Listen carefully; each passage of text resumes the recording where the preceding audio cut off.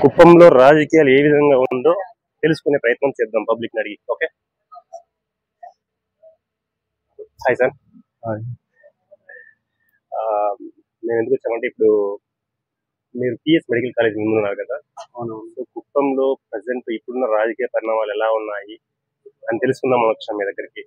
TDP సారి మంచి మెజార్టీతో గెలుస్తుంది 100%. కుప్పంలో 100% చంద్రబాబు నాయుడు ఓడించే మనిషి అనేది ఎవరు ఇంకా పుట్టినలా. 100% చంద్రబాబు నాయుడు గెలుస్తాడు.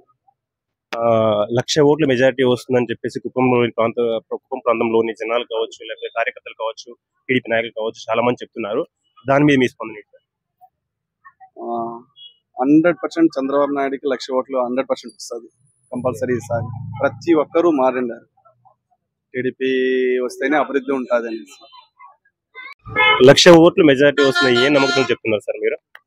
ఇప్పుడు చంద్రబాబు నాయుడు వచ్చిన తర్వాత ఈ ఏరియాలోనే ముందరే పిఎస్ మెడికల్ కాలేజీ కట్టించిన అతనే. దాంట్లో వచ్చి కనీసము 5,000 మంది పనిచేస్తున్నారు. పక్కన డిగ్రీ కాలేజీ కట్టించినారు. ప్రతి ఒక్క స్టూడెంట్స్, పేద ప్రజలు ప్రతి ఒక్కరు చదువుకునే అభివృద్ధి ఉంది.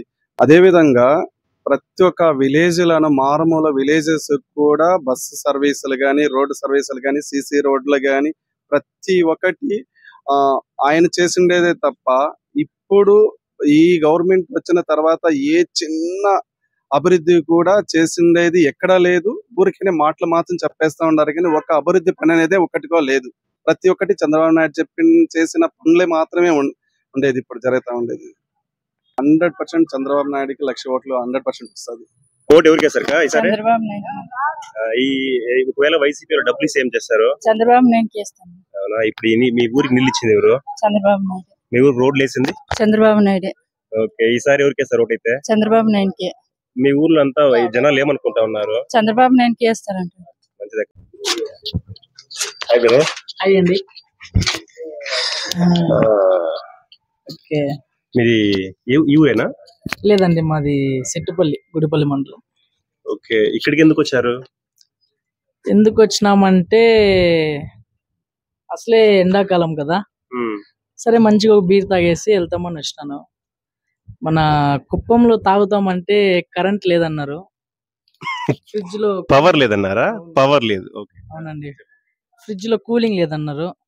సరే ఇంక కుదరదనేసి నేనేం చేశానంటే నేరుగా బండి ఎత్తుకొని కర్ణాటకకు వచ్చి 200 రూపాయలు పెట్రోల్ వేసుకొని ఈడొచ్చి బీర్ తాగుతానామండి.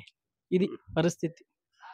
అంటే ఒక ఆంధ్రప్రదేశ్ లో పుట్టి ట్యాక్స్ వచ్చి కర్ణాటక కట్టే ఆంధ్రప్రదేశ్ మొత్తం కుప్పం రాజకీయాల గురించి మాట్లాడుతున్నాయి. 1,00,000 ఓట్ల మెజారిటీ వస్తుందని చెప్పేసి కుప్పంలో కొంతమంది తెలుగుదేశం పార్టీ నాయకులు కావచ్చు, కార్యకర్తలు కావచ్చు చెప్తున్నారు. సో మీది కుప్పం అంటున్నారు కాబట్టి మీ నోటు ద్వారా వినాలనుకుంటాను. కుప్పం రాజకీయాలు అంటే చాలా వైసీపీ రూలింగ్ వచ్చి 5 ఏళ్ళు అవుతుంది, ఆల్మోస్ట్ కంప్లీట్ అవుతుంది. ఎటువంటి డెవలప్మెంట్స్ లేదు. ఆ రాజకీయం చూసి మాకే మా జీవితాలపైన విరక్తి వచ్చేసింది. ఇలా కూడా ఎవరన్నా పరిపాలిస్తారా అనేసి, ఒక డెవలప్మెంట్ లేకుండా ఏం లేకుండా. మా జగన్ మామయ్యకు ఒక దండమండి, మాకు ఆయన ప్రభుత్వమే వద్దు. ఈసారి వైఎస్ఆర్సీపీ వాళ్ళు కావచ్చు, జగన్మోహన్ రెడ్డి కావచ్చు కుప్పంలో డబ్బిచ్చి ఓట్లు కొనాలని చూస్తున్నారు అని చెప్పి బయట ప్రచారం జరుగుతుంది. దాని మీద మీరేమంటారు? వాళ్ళు ఈసారి ఓటుకి 10,000 ఇచ్చినా, 20,000 ఇచ్చినా, 30,000 ఇచ్చినా ఓటేసే ప్రసక్తి అయితే లేదండి. మేము మా భవిష్యత్తు, మా భావితరాలు బాగుండాలంటే ఖచ్చితంగా మా ఓటు పెద్ద ఆయనకి వేసి గెలిపించుకొని సీఎం చేసుకునే బాధ్యత మేము తీసుకుంటున్నాం. Thank you brother.